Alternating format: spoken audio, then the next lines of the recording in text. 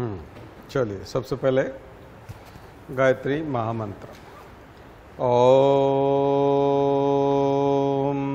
भूर्भुवः स्वः तत्सवितुर्वरेण्यं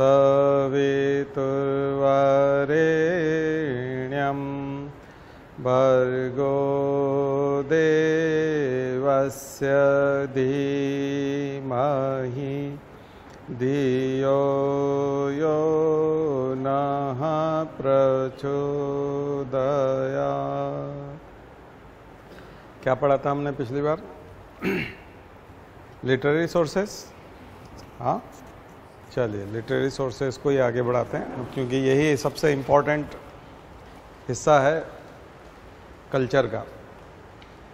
सबसे ज़्यादा इम्पोर्टेंट हिस्सा है। अगर आप स्टेट लेवल का एग्ज़ाम देखें, चाहे यूपीएससी देखें या कोई भी कंपटीशन दूसरा एग्ज़ाम भी देखें, तो लिटरेचर से, लिटरेरी सोर्सेज से सबसे ज़्यादा क्वेश्चंस आते हैं।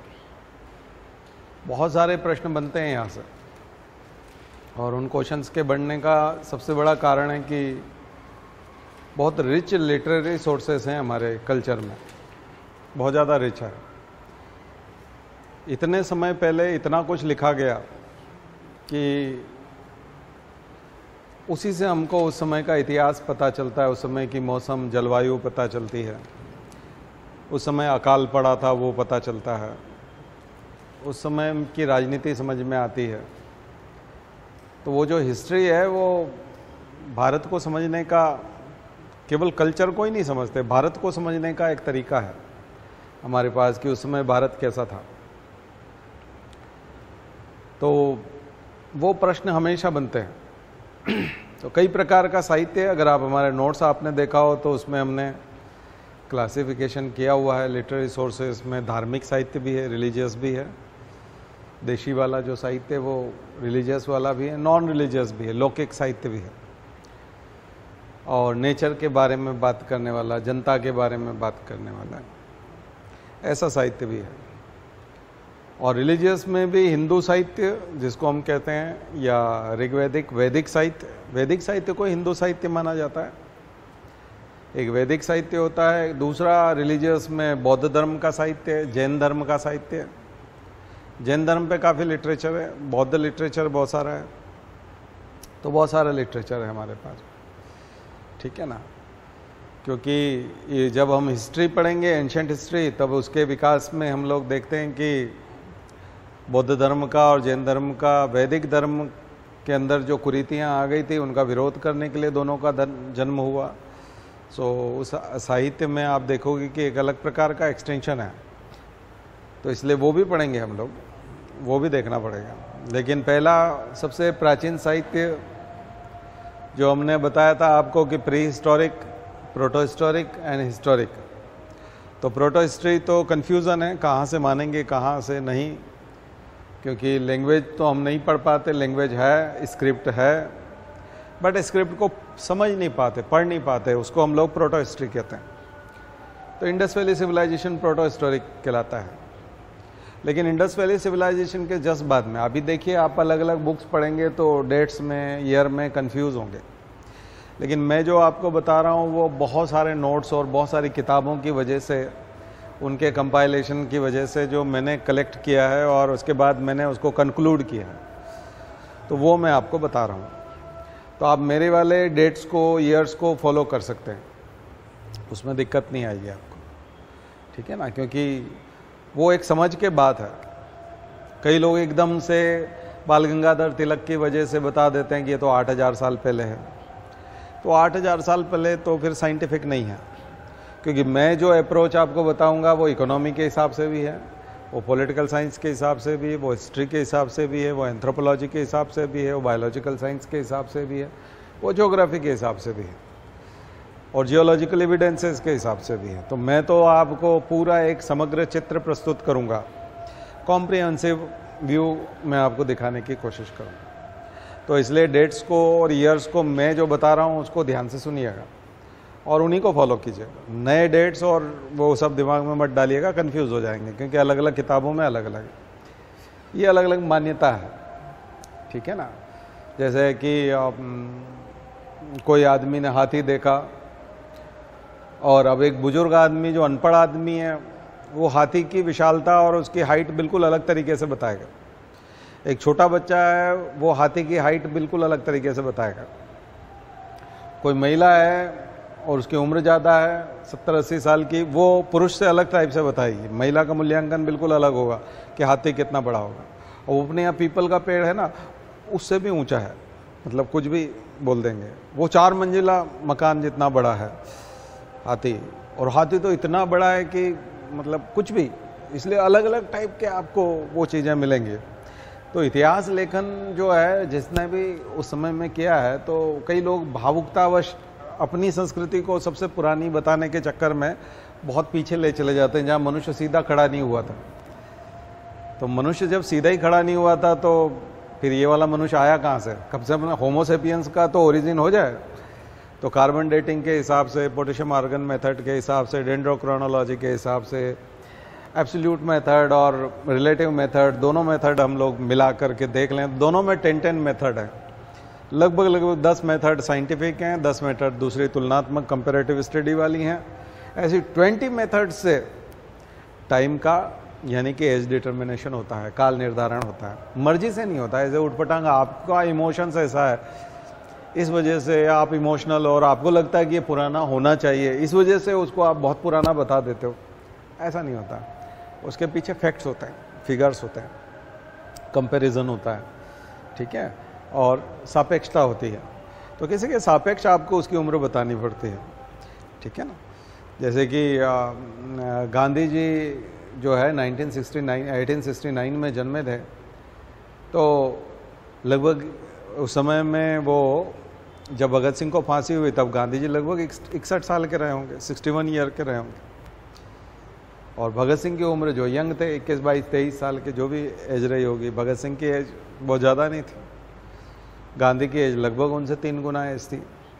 तो ये कंपैरेटिव स्टडी आती है, मतलब आप आइडिया लगा सकते हो, क्योंकि गांधी चूंकि 1869 के हैं और भगत सिंह इसके हैं, तो 23 वर्ष में फांसी हुई, तो भगत सिंह का जन्म कब हुआ होगा या भगत सिंह की उम्र कितनी रही होगी, कितने जवान रहे होंगे। तो भगत सिंह से 3 गुना उम्र के लगभग गांधी रहे होंगे उस समय में, यानी 63 के रहे होंगे, वो 21-22 के रहे होंगे, तो एक 3 गुना उम्र जैसा है। तो ये एक आइडिया लगता है, तो ये हजम भी होती है बात, ठीक है ना। और कई कहते हो कि भगत सिंह तो उम्र में भी बड़े थे या उनसे ज़्यादा वो थे, उनको अनुभव वो वाला ज़्यादा था संसार का भगत सिंह को। तो ये वाला थोड़ा सा फिर वो नहीं जमेगा। मतलब बातचीत करते समय में आपको, लिखते समय में आपको वो चीज़ें समझ में आनी चाहिए। इसलिए टाइम का बहुत इंपॉर्टेंस है यहाँ, टाइम फ्रेम बहुत अच्छे से आपको करना पड़ेगा, ठीक है ना। उसके साथ आपको चीज़ें जुड़ती हुई दिखाई देनी चाहिए। रामायण से पहले महाभारत नहीं आ सकते, क्योंकि आप हनुमान जी को वहाँ देखते हो महाभारत में, इसका मतलब हनुमान जी हैं, इसका मतलब है कि महाभारत बाद का है और रामायण पहले का। तो ये आपको थोड़ा सा क्लियर करना पड़ेगा कि कौन पहले है। फिर वो त्रेता में आते हैं, ये द्वापर में है, हम बोलते हैं त्रेता युग। बिल्कुल सतयुग के बाद में त्रेता युग है, बाद में द्वापर है। तो कई लोग बोलते हैं ये हजारों लाखों साल का होता है, त्रेता लाखों साल तक चलता रहा, फिर हजारों साल तक ये चलता रहा, हजारों साल तक सतयुग चलता रहा। तो हजारों साल वाली तो बात इसलिए नहीं करना चाहिए क्योंकि 10,000 BC में तो नियोलिथिकल एज ही आया है, नवपाषाण युग ही है, ठीक है ना। तो ये ऐसे हजारों में कुछ नहीं होता है, मुश्किल से 100 साल के आसपास, 150 साल के आसपास का एक युग एक तरह से होता है उसके हिसाब से। तो साइंस के हिसाब से, हिस्ट्री के हिसाब से ये हजम होता है, तो ये आपको देखना पड़ेगा। तो ऋग्वेद का काल जो अगर आप निकालें बिल्कुल, तो इंडस वैली सिविलाइजेशन जो pre historic proto historic period है, जहाँ से हम लोगों ने सुना हुआ, लिखित में नहीं है। प्रोटो हिस्ट्री में एक और चीज़ है, लिखित में नहीं है, लिखित में उतना नहीं है, खास करके हिस्ट्री का वो हिस्सा। हिस्ट्री जहाँ से लिखित है, एकदम एक्चुअल हिस्ट्री जो वाकई में लिखित हिस्ट्री है, हिस्टोरिकल रिकॉर्ड है, वो फिर आपको कौटिल्य का अर्थशास्त्र मिलेगा, वो भी कई सारा श्रुति वाला है। फिर आपको मिलेगा राजतरंगिणी या और दूसरी चीज़ें मिलेंगी हिस्ट्री में, तो वो यहाँ 1000 ईस्वी में। तो फिर यहाँ कैसे जाएंगे हम लोग? यहाँ जाएंगे 1800 ईयर एगो BC, 1800 BC में, 1800 BC में आपको ऋग्वेद मिलेगा। ऋग्वेद वैदिक काल में सबसे पुराना वेद ऋग्वेद, ऋग्वेद ही सबसे पहला था और वो 1800 BC का। ज़्यादा से ज़्यादा उसको पीछे खींच के ले जाओगे तो 2000 BC, 2000 BC संस्कृत भाषा में, संस्कृत भाषा में। तो सबसे पहले संस्कृत भाषा के बारे में थोड़ा सा जान लीजिए। तो उसके लिए अगेन मैं आपको कहूँगा कि आप language family, linguistic distribution of India, भाषाई वितरण, भारत का भाषाई वितरण समझिए, भारत में भाषाओं का वितरण कैसा है, तो उसको पढ़िए। तो ये होमवर्क करिए। तो आज के होमवर्क में कि सबसे इम्पॉर्टेंट चीज़ भाषाई वितरण, लिंग्विस्टिक डिस्ट्रीब्यूशन। और लिंग्विस्टिक डिस्ट्रीब्यूशन में सबसे पहला जो है वो है Indo European language, Indo European language.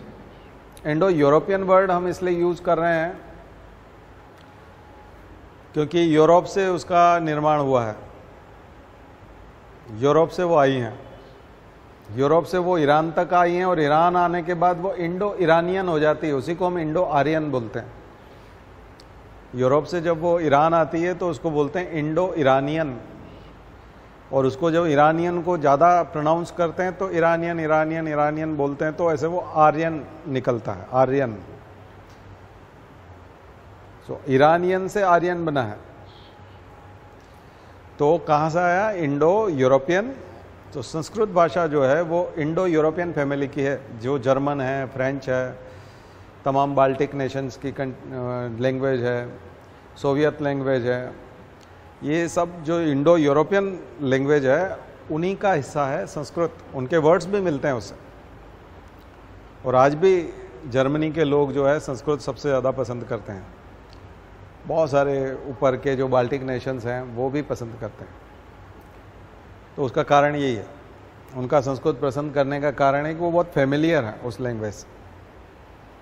अब कुछ लोगों का कहना है कि ये इधर से उधर गई है तो थोड़ा सा वो फिर वो फॉसिल्स के साथ, फॉसिल रिकॉर्ड के साथ मैच नहीं करता, वस्तुओं के साथ मैच नहीं करता, लिटरेचर के साथ मैच नहीं करता। तो वो केवल दावा है, वो केवल दावा रह जाता है कि इधर से उधर गया है, उन्होंने हमारा कॉपी किया है। जबकि माइग्रेशन साफ दिखता है, जो वहाँ से यहाँ की तरफ माइग्रेशन हुआ है वो साफ दिखता है। तो कई लोग जो ये हजारों लाखों साल वाली जो बात करते हैं वो पूरी तरह से हजम नहीं होते, ठीक है ना। तो थोड़ा सा ये चीज़ है, इस चीज़ को समझिएगा। एक तो लैंग्वेज के यहाँ पर जो है आप कहेंगे 1800 BC या फिर 2000, ज़्यादा अगर आप लिबरल करना चाहते हैं तो 2000 कर सकते हैं, बाकी उससे ज़्यादा नहीं, उससे ज़्यादा पुराना ऋग्वेद नहीं है। तो फिर ऋग्वेद के जस्ट बाद में आ गया था, नहीं, उसके बाद में सामवेद आने में थोड़ा, यजुर्वेद आने में थोड़ा सा टाइम लगा था। 200 साल लगे होंगे, हो सकता है 300 साल लगे, हो सकता है 400 साल लगे हों, तो कुछ समय लगा। ऋग्वेद के साथ दूसरा वेद आने में थोड़ा सा समय लगा था। तो ये जो सप्त ऋषि हैं जिनको हम याद करते हैं, विश्वामित्र, याज्ञवल्क्य, वशिष्ठ, है ना, भारद्वाज, अत्रि, ये जो ऋषि सत्ताएं थी जिनको हम लोग बोलते हैं सप्त ऋषि, खास करके जिनको बोलते हैं, ये इन ऋषियों ने इनकी वेदों की संरचना की थी। इन ऋषियों ने ये वेद लिखे थे। अपौरुषेय बोला जाता है कि ये किसी व्यक्ति ने नहीं लिखे थे, ये देवताओं की सूचनाएं हैं, ठीक है। जैसे कुरान के लेखक भी मुसलमानों में पैगंबर को नहीं मानते, वो बोलते नहीं ये अल्लाह का मैसेंजर, गॉड के मैसेंजर हैं। तो ठीक पुरानी जितनी भी किताबें, चाहे बाइबल हो, चाहे वो कुरान हो, चाहे वो वेद हो, हमेशा अपौरुषेय बताए गए कि किसी व्यक्ति, इसका राइटर कोई एक आदमी नहीं है, बल्कि ये कंपाइलेशन है। इनको कंपाइल किया, संकलन किया है, ऋषियों ने संकलन किया है, उन बातों को संकलन किया, इसलिए इसको बोलते हैं श्रुति। ये श्रुतियाँ हैं, ये श्रुतियाँ सुनी गई, सुनी सुनाई चीज़ें हैं, और इसीलिए ये रटी जाती थी, इनको रटना पड़ता था। इसलिए गुरुकुलों में आप देखते हो जैसे कुरान में वो रटाते हैं, गर्दन हिला हिला के वो करते हैं, ऐसे ही गुरुकुलों में भी श्लोक बोलते थे, मंत्र बोलते थे, ऋचाएँ बोलते थे, इनको रटते थे गुरुकुलों में। गुरुकुल में इतना लंबा समय लगता था, 5 साल में बच्चा भर्ती होता था, 25 साल की उम्र तक ब्रह्मचर्य आश्रम पूरा करता था, विद्याध्ययन करता रहता था। तो इतने साल तक वो करता क्या था? करता था, सारे श्लोक रटाए जाते थे। पूरा पूरा रटना PDF तो होता नहीं था, है ना, ये सब कुछ चीज़ें नहीं थी, बुक्स नहीं थी, कहीं लिखा हुआ कुछ नोट्स नहीं मिलेगा, फोटोकॉपी नहीं है, तो आपको पूरा पूरा याद करना है। तो दिन भर बैठ कर के जो जितना रट लेता था वो उतना बड़ा स्कॉलर होता था उस ज़माने का, ठीक है। उनकी फिर क्रॉस चेक एग्जामिनेशन होती थी, तक्षशिला वाले की नालंदा टेस्ट लेते थे, नालंदा वाले की तक्षशिला जाना पड़ता था एग्ज़ाम देने के लिए। तो एग्ज़ाम सेंटर एक दूसरे के यहाँ होते थे, कई बार एग्जामिनर आते थे, एक्सटर्नल आते थे, और वो एक्सटर्नल आकर के चेक करते थे कि प्रॉपर रट लिया है कि नहीं। कहीं से भी उठा के पूछ लेते थे, फलाने नंबर की ऋचा बताओ, और उस नंबर का श्लोक बताओ, सामवेद का बताओ, चलो यजुर्वेद का बताओ। तो ये सब करना पड़ता था उस ज़माने में, इसलिए उसको बोलते हैं श्रुतियाँ। श्रुतियाँ, श्रुति का मतलब यही है सुना गया, जो सुन लिया आपने, और जो आपको याद रह गया उसको स्मृति बोला गया। स्मृतियाँ बाद में लिखी गई, पहली शताब्दी, दूसरी शताब्दी, तीसरी शताब्दी में स्मृतियाँ हैं। तो खास करके वेद जो हैं वो श्रुति परंपरा के थे, सुने गए थे। ताड़ के पत्तों पे कहीं लिखे गए होंगे, पत्तों पे लिखे गए थे, पेड़ों के पत्तों पे, बड़े बड़े ताड़ के जो पेड़ होते थे, पत्ते होते थे। पेड़ तो सिंपल होता है खजूर जैसा, लेकिन उसके जो पत्ते होते हैं वो बहुत चौड़े होते हैं।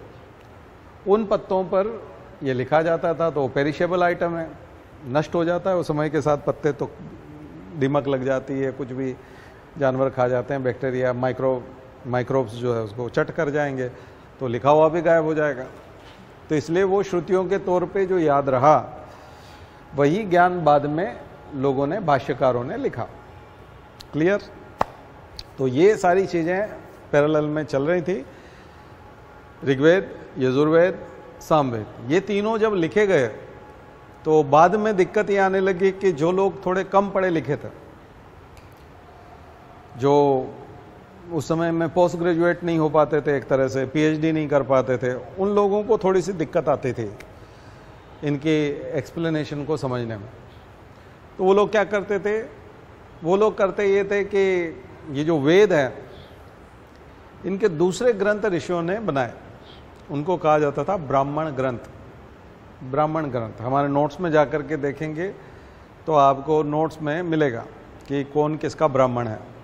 तो यहाँ ब्राह्मण जाति नहीं है, यहाँ ब्राह्मण कोई वर्ण नहीं है, यहाँ वो ग्रंथ है, टेक्स्ट है। तो ये एंशिएंट जो रिलीजियस टेक्स्ट है उसमें सेकंड नंबर के जो टेक्स्ट हैं, ग्रंथ हैं, वो हैं ब्राह्मण।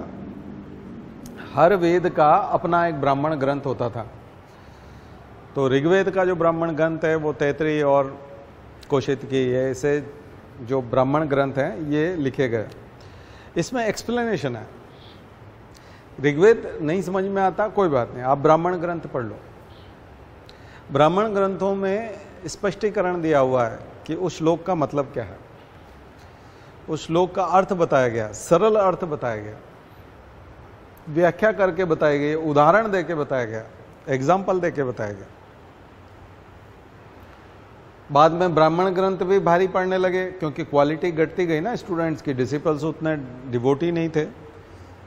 और वही जैसे जैसे डेवलपमेंट होता है तो उपभोग के साधन, कंज्यूमरिज्म आ जाता है, मटेरियलिज्म आ जाता है, सोफिस्टिकेशन आ जाता है, सोसाइटी का डेवलपमेंट होता है, तो वैसे वैसे अध्ययन और उसके प्रति डिवोशन कम हो जाता है। तो मनमानापन चलने लगा और लोग गलत व्याख्या करने लगे, थोड़ी सी अपने हिसाब से भी करने लगे। तो ये 1000 आते आते 900 आते आते जहाँ महाभारत काल आया था, यानी कि 900 के आसपास आप रामायण मान सकते हो, 800 850 में 950 के आसपास रामायण मान सकते हो। क्योंकि जब हम बात करते हैं वाल्मीकि की, तो वाल्मीकि आपको 950 के आसपास, 1000 के आसपास विद्यमान दिखते हैं। ऋग्वेद जहाँ लगभग वैदिक काल खत्म हो रहा है, उसके बाद उत्तर वैदिक काल शुरू होता है, उसके बीच में ट्रांजिशन है, एपिक पीरियड, महाकाव्य काल। यानी कि वैदिक के बाद एकदम पोस्ट वैदिक शुरू नहीं होता, बीच में एक ट्रांजिशन आता है। और ट्रांजिशन ये आता है कि अब खेतीबाड़ी विकसित हो गई थी, डोमेस्टिकेशन ऑफ एनिमल्स हो गया था, डोमेस्टिकेशन ऑफ प्लांट्स हो गए थे, लोगों के पास अनाज जमा होने लगा, सरप्लस इकोनॉमी हो गई, लोग गांव बनाकर रहने लगे। वैदिक सभ्यता तो कबीले वाली थी, रोज कमाने रोज खाने वाली। तो ऋग्वेद वाली सभ्यता तो ऐसी थी कि उसमें स्टोर करके कुछ रखने का गुंजाइश नहीं था।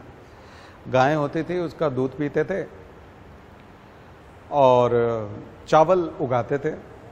तो वो लोग गेहूं के बारे में नहीं जानते थे, वो चावल के बारे में जानते थे। तो थोड़ा वो चावल उगाते थे, बाकी समय में गाय का दूध पीते थे, फल खाते थे, पानी पीते थे, बस यही एक लाइफ थी उनकी।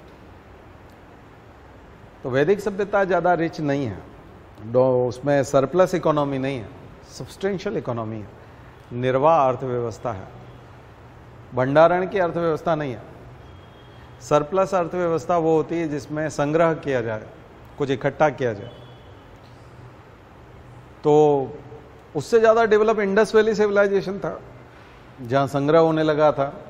आप लोग हड़प्पा में, अभी हम उसमें अलग से जाएंगे क्योंकि वहाँ टेक्स्ट समझ में नहीं आया हमको, इंडस वैली सिविलाइजेशन की स्क्रिप्ट समझ में नहीं आया, इसलिए वहाँ क्या लिखा गया था वो हमको पढ़ने में आया नहीं, इसलिए वहाँ पर टेक्स्ट नहीं है, यानी कि literary sources Indus Valley civilisation के नहीं है, हिस्टोरिकल आर्कियोलॉजिकल एविडेंसेस हैं, उसकी बात हम बाद में करेंगे।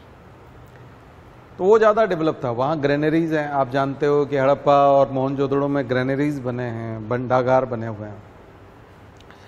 तो वैदिक सभ्यता में भंडागार नहीं है, वैदिक सभ्यता प्योर सब्सटेंशियल इकोनॉमी है, निर्वाह अर्थव्यवस्था, रोज का निर्वाह करने वाली अर्थव्यवस्था। उनके पास बहुत ज़्यादा गायें जरूर उनके पास है, घोड़े उनके पास है, घोड़ों पे वो आए थे, तो घोड़े की अर्थव्यवस्था है, घोड़े हैं उनके पास, गाय है। इंडस वैली सिविलाइजेशन वालों के पास घोड़ा नहीं मिलेगा, गायें तो है उनके पास भी। तो ऐसे जो है अर्थव्यवस्था है। लेकिन जब उन्होंने इंडस वैली सिविलाइजेशन को ख़त्म किया, वैदिक सभ्यता ने आकर के आर्य लोगों ने इंडस वैली सिविलाइजेशन को ख़त्म किया। कुछ लोग ये बोलते हैं उन्होंने आक्रमण किया और जानबूझ करके इंडस वैली सिविलाइजेशन को ख़त्म किया। ये बात ऋग्वेद के पुरंदर शब्द से भी आती है। इंद्र के लिए जो शब्द यूज़ किया जाता है पुरंदर, किलों को तोड़ने वाला, यानी कि जो पहले से यहाँ बस्तियाँ थी वो काले रंग के लोग थे, अनार्य कहलाते थे, और उनको नर्मदा नदी के उस हिस्से में खदेड़ दिया गया। द्रविड़, हम सामान्य भाषा में उनको द्रविड़ बोलते हैं, ब्लैक पीपल, निग्रो, इंग्लिश में बोलें तो निग्रो।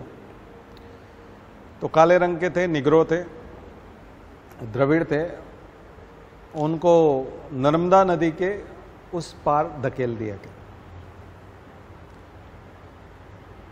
दक्षिणापथ बोलते हैं, वैसे भी हम समुद्रगुप्त की विजय पढ़ते हैं तो उत्तरापथ और दक्षिणापथ। और वैसे भी आप देखोगे तो नॉर्थ इंडिया को आर्यावर्त कहा जाता है। तो नॉर्थ इंडिया मतलब नर्मदा के इस तरफ, नर्मदा विभाजनकारी लाइन है। उधर तो छत्तीसगढ़ का जंगल है, दंडकारण्य है, तो उसमें से तो कोई गुजर ही नहीं सकता था। राम वन गमन मार्ग, जो राम वनवास गए थे उस मार्ग को यदि आप देखो तो भयानक जंगल है।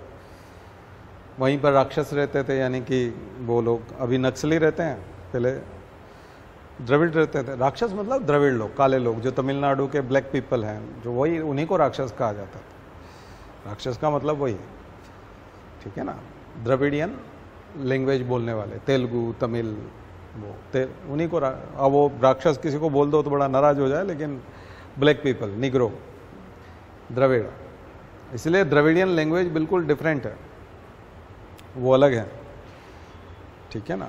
द्रविडियन लैंग्वेज जो है बिल्कुल, उनमें सबसे ओल्डेस्ट है तमिल, इसलिए तमिल संगम काल वो 300 BC 400 BC इधर आता है, ठीक है ना, यहाँ तक आता है। तमिल के संगम हुए थे बड़े बड़े, तो इसलिए उसको हम संगम पीरियड बोलते हैं, तमिल महाकाव्य बोलते हैं। तो अब उसकी बात भी हम लोग करेंगे।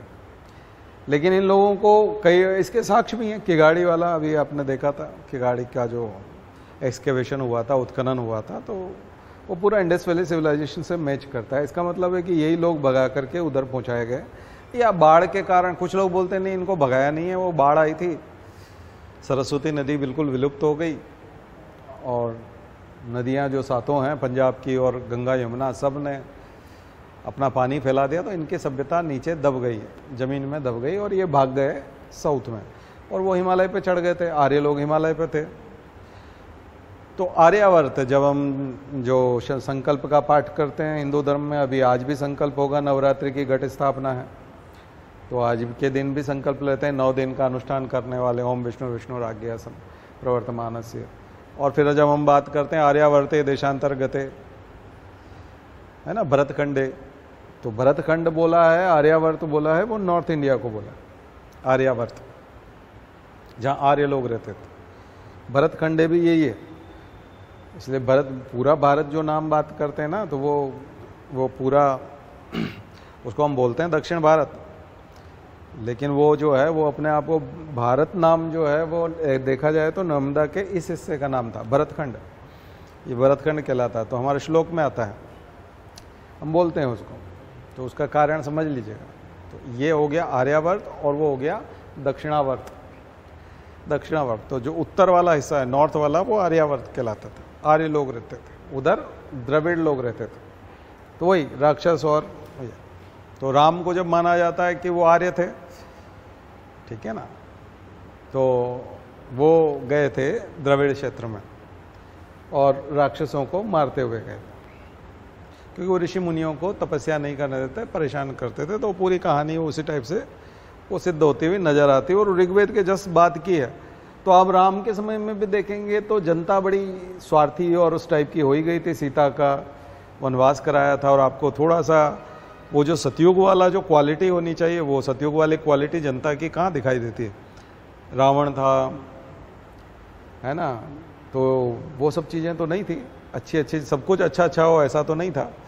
तो डेफिनेटली वो जो ऋग्वैदिक काल है 1800 से लेके 1000 वाला, उसी को सतयुग माना जाता होगा, और उसी में ठीक ठाक लोग रहे होंगे, क्योंकि वो वेदों के हिसाब से थे, और वेद श्रेष्ठ थे। वेदों में बहुत अच्छी बातें लिखी गई है, बहुत अच्छी बातें हैं, और काफ़ी ज्ञान है उसमें, और काफ़ी आचार संहिता है, वो लोगों के रहने की कोड ऑफ कंडक्ट है, और लोग उस हिसाब से रहे भी होंगे, इसीलिए उसको सतयुग माना गया है। त्रेता में आकर के जब हम 1000 की बात करते हैं, 1000 BC, तो यहाँ आकर के कुछ दिक्कतें थी, मिस इन्फॉर्मेशन, डिसइन्फॉर्मेशन।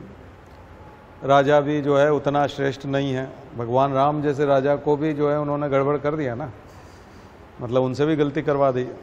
तो इसका मतलब कहीं ना कहीं कुछ न कुछ गड़बड़ शुरू हो गई, लेकिन उतनी ज़्यादा भी नहीं थी जितनी महाभारत में देखने को मिलती।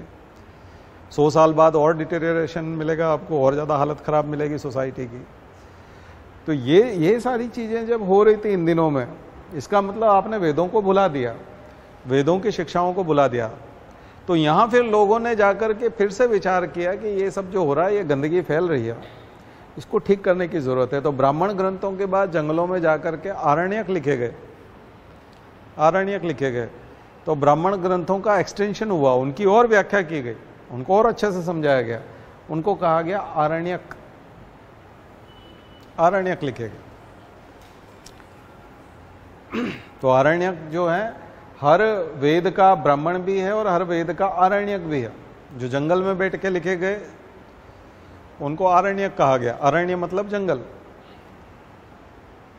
तो आपको लिस्ट बनानी है, एक पूरा टेबल बनानी है। हमारे नोट्स में टेबल है कि किस वेद का कौन सा ब्राह्मण है, और उस ब्राह्मण का कौन सा आरण्यक है, और उस आरण्यक का कौन सा उपनिषद है।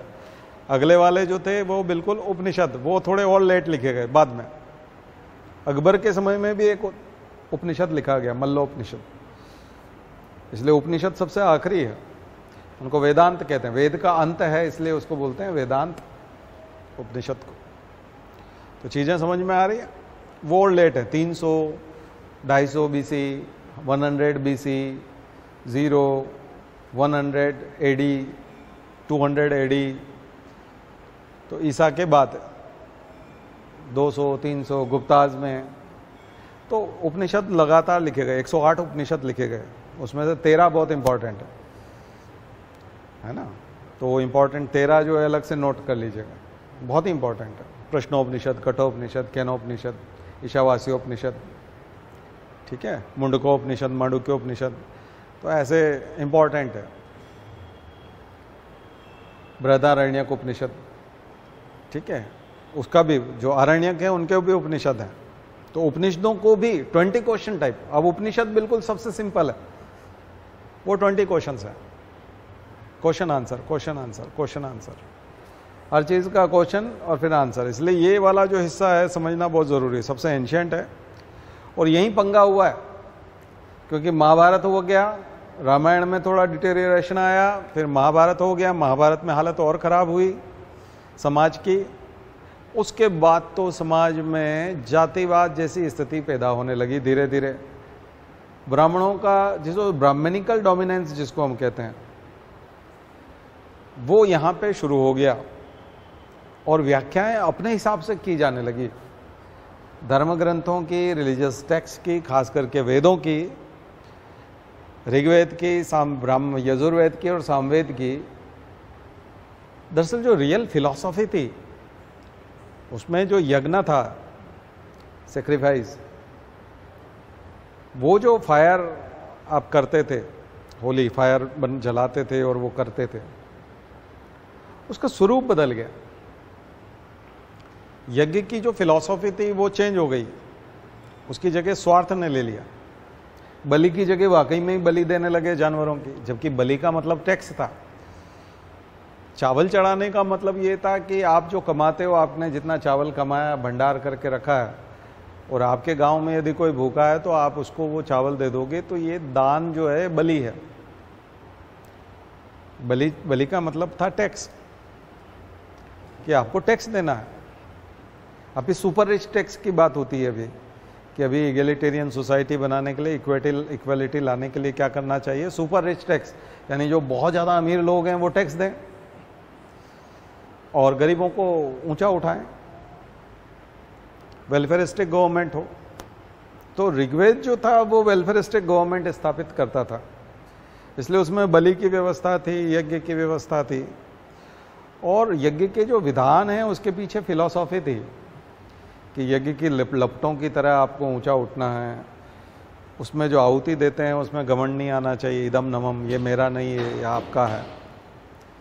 तो ये भाव से आपको अपना बलि देना है, टैक्स देना है। टैक्स आपको देना चाहिए, जनता के लिए टैक्स देना चाहिए। जौ, गेहूं तो था नहीं, इसलिए जौ और चावल, ये दो चीज वैदिक सभ्यता के हिसाब से आती है, जौ और चावल। जौ के लिए यव शब्द है ऋग्वेद में, चावल के लिए ब्रीही शब्द है। दोनों के लिए चावल और जौ के लिए शब्द मिलेंगे, गेहूं के लिए कोई शब्द नहीं मिलेगा, क्योंकि ऋग्वेद वाले गेहूं को जानते ही नहीं थे। इंडस वैली वाले मिल जाएंगे, यहाँ लोकल पीपल जो थे द्रविड़ वो जानते थे, लेकिन ऋग्वेद वाले नहीं जानते थे। ठीक है ना। तो ऋग्वेद बहुत सारे अनाज के बारे में नहीं जानता था, दालों के बारे में नहीं जानता। दाल थी ऋग्वेद में, बाद के जो यजुर्वेद और सामवेद है वहाँ कुछ दालें आ जाएंगी, अथर्ववेद में और दालों के नाम आ जाएंगे, ब्राह्मण में आ जाएंगे दालों के नाम, तो मूंग, उड़द, मसूर, ये बहुत पुरानी दालें हैं। तो ये वैदिक काल से आपको मिल जाएंगी। ठीक है ना। तो दालों की परंपरा है। बाकी सब्जियां तो आपको पता है, अधिकांश मुगल काल के समय और कुछ सल्तनत काल के समय में मुसलमान आक्रमणकारियों से अधिकांश सब्जियां आई थी, बहुत बाद में आई हैं सब्जियां, बहुत सारे मसाले। ठीक है ना। तो क्योंकि भारत भूमि में उस समय में अभी भी मसालों का जो कारोबार है, आपको पता है वास्को डी गामा मसालों के व्यापार के लिए आता था, लेकिन वो केरला में आता था। तो अधिकांश इलायची की पहाड़ियाँ, काली मिर्च, लौंग, ये कॉफ़ी वगैरह जितने भी हैं ये सब साउथ में। तो अभी नॉर्थ इंडिया जो है, आर्य लोग तो मसालों से भी उतने परिचित नहीं थे। मसाले तो बहुत बात की बात है, बहुत ही बात की बात है। तो इसलिए वो जो खाना पाक कला है, वो पाक कला में यहाँ पर इतना ही है कि वो चावल उबाल लेते होंगे, खाते होंगे और दूध पी लेते होंगे, इस टाइप की चीज़ें हैं। तो ये पुरानी चीज़ है। इसलिए मधु, यष्टि, खीर, ये सब शब्द जो है नॉर्थ इंडिया में ये आर्य लोगों के साथ जुड़ा हुआ है। तो पकवान ये वाले हैं, मिठाई वाले, दूध से बनी हुई मिठाइयाँ और दूध से बनी हुई चीज़ें जो है आपको यहाँ मिलेगी। ठीक है ना। नॉर्थ इंडिया में खास करके आर्य लोगों के साथ में कुछ कुछ दृश्य अगर आपको उपस्थित हो सके तो अब आप आर.एस. शर्मा पढ़ सकते हैं, ancient India, RS. Sharma, old NCERT. ठीक है। Ancient India RS. Sharma, Ramsharan Sharma के नाम से जो आर.एस. शर्मा आती है उसको डाउनलोड कर लीजिए, मिल जाएगा, नहीं तो ग्रुप में डाल देंगे आपके, तो वो आप देख लीजिएगा। सिलेबस आपने देख लिया, अच्छे से डिटेल्ड एनालिसिस है उसमें, पूरा सिलेबस टूटा हुआ है, कहाँ से क्या पढ़ना है, कौन सी एनसीईआरटी पढ़ना है, सब कुछ दिया हुआ है, कौन सा हिस्सा, वो कर लेंगे तो फुल है, बहुत लंबा है वो सिलेबस ही कि उसका डिस्क्रिप्शन ही इतने पेज में जाता है कि फिर वो ऐसा लगता है कि ये है रियल सिलेबस। अदरवाइज तो वहाँ तो हवा नहीं लगती। यूपीएससी जो नोटिफिकेशन में सिलेबस देता है उससे तो कुछ समझ में नहीं आएगा क्या है। यहाँ आपको तोड़ के बताया है उसको, तो वो ज़रूर ग्रुप में डाला है, आप उसको निकाल लीजिएगा। अब ये भी डाल देंगे अभी, लेकिन आप हमारा नोट्स पढ़ेंगे तो वहाँ ज़्यादा चीज़ें समझ में आएंगी। अदरवाइज़ तो बहुत मुश्किल है ये सिलेबस कवर कर पाना। ठीक है, तो कहाँ बात कर रहे थे हम लोग? ऋग्वैदिक कालीन। तो अलग अलग देखिएगा, ऋग्वैदिक कालीन अर्थव्यवस्था, ऋग्वैदिक कालीन आवास व्यवस्था, आवास कैसे होता था, प्रशासनिक व्यवस्था उस समय की कैसी थी, सभा समिति थी जो ब्रह्मा की 2 पुत्रियां मानी जाती थी, ये ऋग्वेद में है। ब्रह्मा की 2 पुत्रियों का नाम था, एक का नाम सभा, एक का नाम समिति। आज भी हम लोग असेंबली और कमेटी यूज़ करते हैं सभा और समिति के लिए। विधानसभा, लोकसभा, वहाँ कमेटियाँ होती हैं, समिति होती है, तो हमारे देश का प्रशासन उसी से चलता है।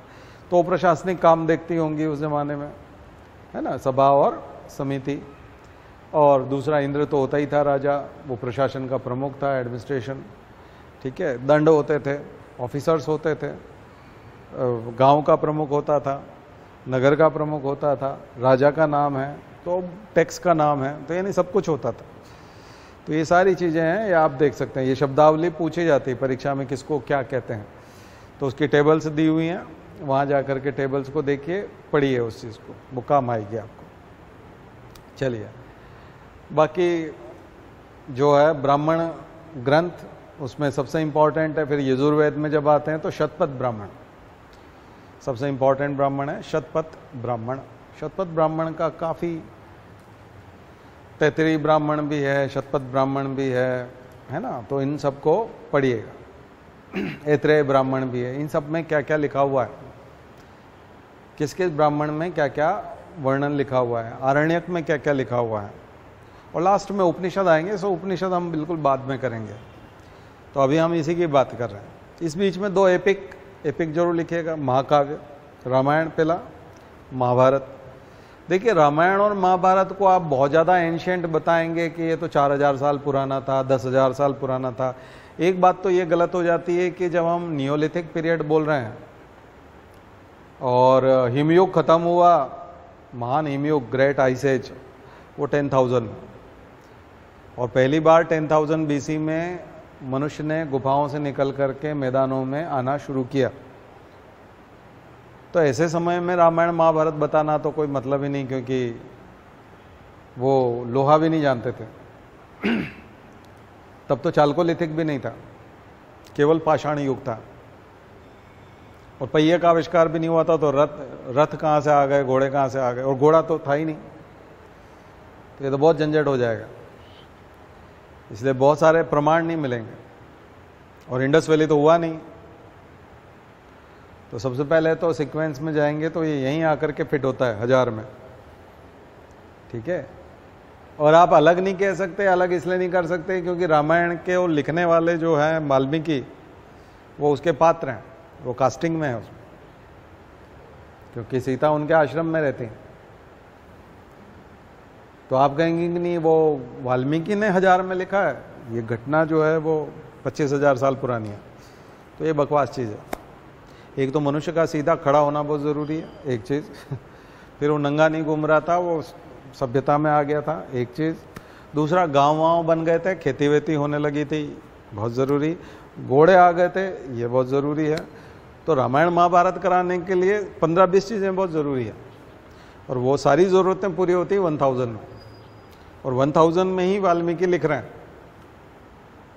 इसलिए भगवान राम और उनका अस्तित्व 1000 में ही दिखेगा।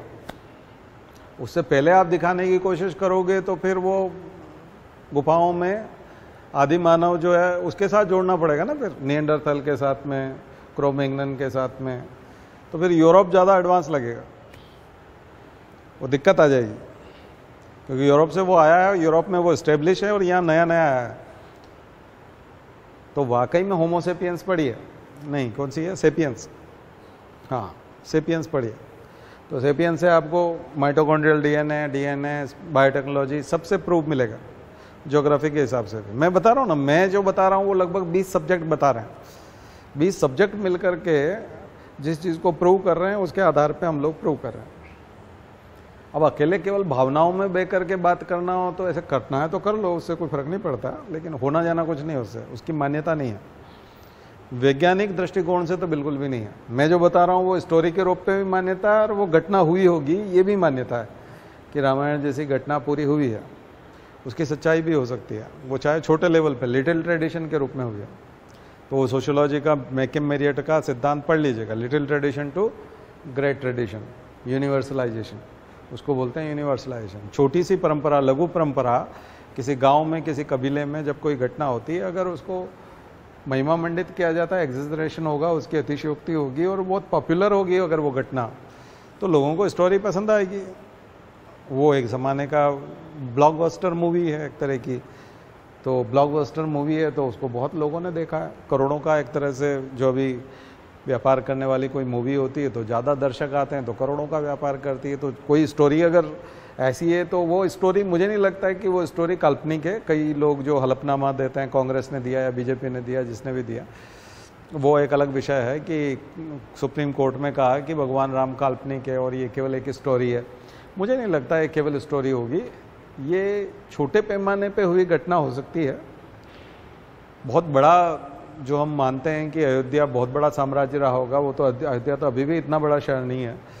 उस समय में डेफिनेटली वो कोई उत्तर भारत का आर्य कबीला था, क्योंकि आर्य संस्कृति कबीलाई संस्कृति थी, और कुछ लोग झुंड बना करके अपने अपने मुखियाओं के नेतृत्व में पूरे उत्तर भारत में घूम रहे थे और जगह जगह जाकर के बस रहे थे। ऐसे ही अयोध्या में जाकर के 16 महाजनपद जैसे हैं, वैसे एक महाजनपद तो वो भी नहीं था अयोध्या भी, बट ये है कि महाजनपद से छोटा जनपद रहा होगा और उसने वहाँ स्थापना की होगी अपने राज्य की, और उनके सबसे बड़े लड़के के साथ डेफिनेटली ये घटना हुई होगी, जिसको हम पूरी एपिक कहते हैं। और वो वाल्मीकि ने बहुत अच्छे से लिखा है उसको, और काव्य बना के लिखा है, वो भी संस्कृत में महाकाव्य लिखा है, संस्कृत भाषा में था, प्योर संस्कृत में, ठीक है ना।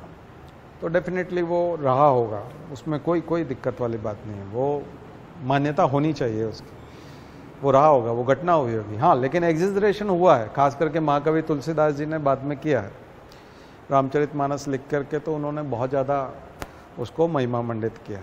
तो लेकिन वो छोटे रूप में उसमें रहा होगा, लेकिन 1000 BC में 1000 BC से पहले नहीं कर सकते आप, क्योंकि वाल्मीकि वहीं लिख रहे हैं, ठीक है। ऐसे ही वेद व्यास जी 900 में लिख रहे हैं, 100 साल बाद लगभग। तो एक ही पात्र की दो जगह उपस्थिति जो हम बोलते हैं, हनुमान जी इधर भी हैं इधर भी हैं, तो वो व्यक्ति रिपीट हो सकता है, क्योंकि हो सकता है वो इतने समय तक जिंदा रहे हों, रहे ही होंगे तभी तो उसमें दिखाई देते हैं, तो वो स्वाभाविक है, उसमें कोई बहुत बड़ी चीज़ नहीं है। और उसमें वेद व्यास जी लिखने वाले हैं, तो वेद व्यास जो हैं वो भीष्म के भाई हैं, तो वो भी उसका पात्र हैं, वो भी महाभारत के पात्र हैं। तो इसका मतलब है कि दोनों राइटर जो हैं, जो इसको लिख रहे हैं, महाभारत को लिखने वाले, और तो इसको जय संहिता कहा गया था पहले, महाभारत का पुराना नाम है ना, शत सहस्त्र जय संहिता। श्लोक थे इतने ज़्यादा, इस वजह से उसको इतने ज़्यादा श्लोक में, संस्कृत में लिपिबद्ध इसको कविता के रूप में, इस रूप में लिखा जाना बहुत बड़ी बात है, बहुत बड़ी चीज़ है। उस ज़माने में संस्कृत भाषा का विकास, संस्कृत भाषा का आप जो ये लेखन देखते हैं तो ये बहुत रिच है, इसमें इसी में गौरव करना चाहिए। दरअसल गौरव करने के लिए किसी को बहुत ज़्यादा हाथों में 25-30 तरह के हस्तशस्त्र पकड़ाने की ज़रूरत नहीं है। 2 हाथ वाला आदमी है और अगर वो ताकतवर है और उसकी डिसीजन मेकिंग बहुत ज़बरदस्त है और अगर वो बहुत सारे लोगों को हरा देता है, तब भी वो महिमा गाई जानी चाहिए, उसकी तारीफ होनी चाहिए। उसके लिए कोई अवतार होना या वो सुपरमैन टाइप होना कोई ज़रूरी नहीं है।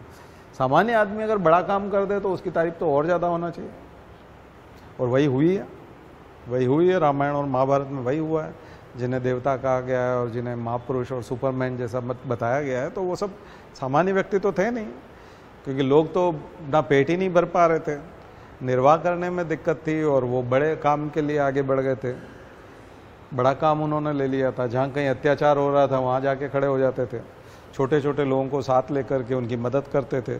भगवान राम का एडमिनिस्ट्रेशन तो देखें तो बहुत सारा ट्राइबल इकोनॉमी और ट्राइबल एडमिनिस्ट्रेशन है, वो छोटे लोगों को, और एनिमल कंजर्वेशन करते हैं। वो तो कभी गिलहरी के पीठ पे हाथ फिरा रहे हैं, कभी बंदरों को साथ लेके घूम रहे हैं, कभी रीछ से से ला रहे हैं, कभी पक्षी जो है जटायु उनके लिए मदद कर रहा है। तो ये देखा जाए तो एनिमल कंजर्वेशन मिलेगा आपको पूरे में, wild life act, wild life protection act जैसा लगेगा, है ना। तो ये तो बहुत ही शानदार एपिक है। और ये दोनों का समय आ गया इस समय में। और यहाँ डिटेरियरेशन जो पहले बताया मानवता का, इंसानियत का, वो भी हुआ है। और इसके बाद फिर जो ग्रंथ आते हैं, यहाँ फिर चैलेंज आ गया। ऐसे में भगवान बुद्ध आते हैं, जब 200-300 साल, 200-250 साल जब महाभारत के हो जाते हैं, समाज का पतन होने लगता है। ऐसे में जब बुद्ध आते हैं और महावीर आते हैं तो वो देखते हैं, बोले ये क्या कर डाला, ग्रंथों के नाम पे, यज्ञ के नाम पे तमाशा मचा रखा है, बेवकूफ़ समझाया क्या समाज को। तब वो एक रिवॉल्यूशन करते हैं और बौद्ध धर्म की स्थापना करते हैं और जैन धर्म की स्थापना महावीर करते हैं। दोनों क्षत्रिय होते हुए विरोध करते हैं ब्राह्मणिकल डोमिनेंस का, ब्राह्मणिकल सुप्रीमेसी का, कि आप लोगों ने अपने स्वार्थ के लिए, केवल अपने वर्ण की रक्षा के लिए, अपनी बातों को सही सिद्ध करने के लिए, गलत बातों को सिद्ध करने के लिए, मतलब किसी भी हद तक जाओगे तो वो रेवेंज, वो एक तरह का रिवॉल्यूशन है, रिलीजियस रिवॉल्यूशन, धार्मिक क्रांति है। और उस क्रांति ने काम किया और लोग उनके साथ, सामान्य जनता उनके साथ जुड़ती चली गई। बहुत सारे राजा जुड़ गए। चंद्रगुप्त जो था, मौर्य साम्राज्य, वो जैन धर्म के साथ जुड़ गया।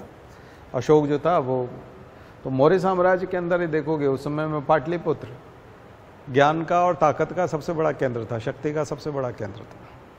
और वहीं के राजा जो है आप देखोगे कि इन दोनों धर्मों को फॉलो करते नजर आए। हिंदू धर्म के थे, डेफिनेटली वो पहले हिंदू धर्म ही रहा होगा, सनातन धर्म रहा होगा, वैदिक धर्म रहा होगा, उसी का वो हिस्सा भी रहे होंगे। तभी तो ब्राह्मण क्षत्रिय वैश्य वाली, शूद्र वाली परंपरा आई कहाँ से, वहीं से आई है। और उसी को हम बोलते हैं कि इन दिनों में ब्राह्मणों ने जो ग्रंथ लिखे, या ऋग्वेद में जो 10वां मंडल जोड़ा, उसमें जो सूक्त जोड़े, नदी सूक्त, पुरुष सूक्त, ये सब गड़बड़ थे। इनसे जातिवाद की उत्पत्ति हुई है, क्योंकि ये सब 1000 BC के बाद में, खास करके 800, 700, 600, 500 यहाँ आकर के उन्होंने जोड़े हैं BC में। और ये जो जोड़ घटाव किया इन्होंने, वो अपने हिसाब से कर लिया। और दूसरों से अपने खुद को श्रेष्ठ करना और अपने बच्चों को ही संपत्ति और उन्हीं के पास जाए, ऐसी व्यवस्था कर लेना, इससे नाराजगी हुई और उससे दूसरे धर्मों की भी उत्पत्ति हुई, दूसरे मतांतर आए और यहीं से साहित्य में डैमेज होना शुरू हुआ, यहीं से साहित्य गड़बड़ होना शुरू हो गया। उसी को हम बोलते हैं उत्तर वैदिक काल। और यहाँ अथर्ववेद की रचना हुई, चौथे वेद की रचना हुई, अथर्ववेद। अथर्ववेद में मेडिसिन, चिकित्सा, यानी कि हीलिंग वाला जो काम है, तो वो मनुष्य को हेल्दी बनाने वाला, तो आप यहाँ पर आयुर्वेद को देखेंगे, योगा को देखेंगे। इन्हीं दिनों में दर्शन आए हैं, इन्हीं दिनों में वेदांग आए हैं, है ना। वेदांग भी बहुत इंपॉर्टेंट है।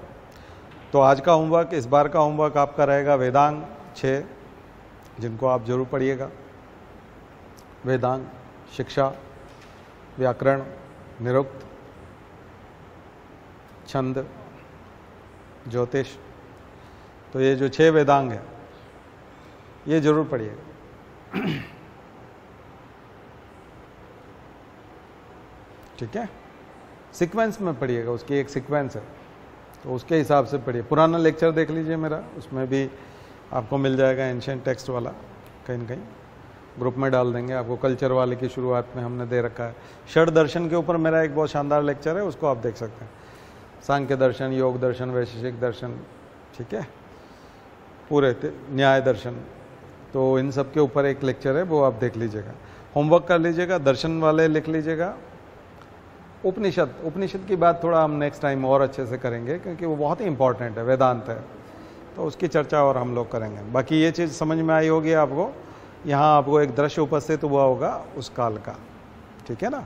तो ये जो मैंने जितना कुछ बताया उसमें केवल एनसीईआरटी नहीं है, बल्कि ढेरों बुक्स हैं उसमें। इग्नू भी आ गया, एनसीईआरटी भी आ गया, और भी अदर जो बुक्स हैं, और भी रिलीजियस टेक्स्ट हैं, या जो कुछ मैं पढ़ पाया, जो कुछ आख्यानों में मैंने सुना, व्याख्यानों में सुना, यहाँ मैंने गायत्री परिवार का जो साहित्य पढ़ा, उन सब को जोड़ करके मैंने एक और साइंटिफिक, चूँकि मैं एंथ्रोपोलॉजी का स्टूडेंट भी हूँ तो मुझे फॉसिल्स भी पता है, मुझे आइस एज भी पता है, मैं बहुत सारे हिस्टोरिकल एविडेंसेस को भी पढ़ चुका हूँ, तो उन सब को जोड़ करके मैंने एक चीज़ को समग्रता में पेश करने की कोशिश की है। तो ये थोड़ा सा एकदम गले कई बार नहीं उतरता, उसका कारण है कि आपको किताबें बहुत पढ़नी पड़ेगी, क्योंकि आप जिस किताब को पढ़ रहे हो उसमें कुछ दूसरी बातें लिखी हो सकती है।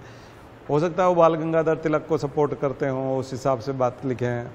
कुछ लोग सुमित सरकार, केवल कम्युनिस्ट राइटर के हिसाब से भी बात नहीं की मैंने, बैलेंस करने की कोशिश की है उसको। तो इसको थोड़ा सा समझने में, ये बहुत ही बेसिक लेक्चर है, इसके लिए बहुत इंपॉर्टेंट है, ठीक है ना। चलिए, तो आज की बात यहीं ख़त्म कर दें। ओम द्यौ शांति अंतरिक्ष गुहम शांति पृथ्वी शांतिरापः शांतिरौषधयः शांति वनस्पतयः शांतिर्विश्वे देवाः शांतिर्ब्रह्म शांति सर्वगं शांति शांतिरेव शांति सामा शांतिरेधि। ओम शांति शांति शांति सर्वारिष्टासु शांतिर्भवतु। बोले गायत्री माता की, परम पूज्य गुरुदेव की, परम वंदनीय माता जी की। हम सुधरेंगे, हम बदलेंगे, एक बनेंगे। जन्म जहाँ पर, अन्न जहाँ का, ज्ञान जहाँ से, वह है प्यारा। देश की रक्षा कौन करेगा? मानव मात्र, नर और नारी, जाति वंश सब भारत माता की, भारतीय संस्कृति की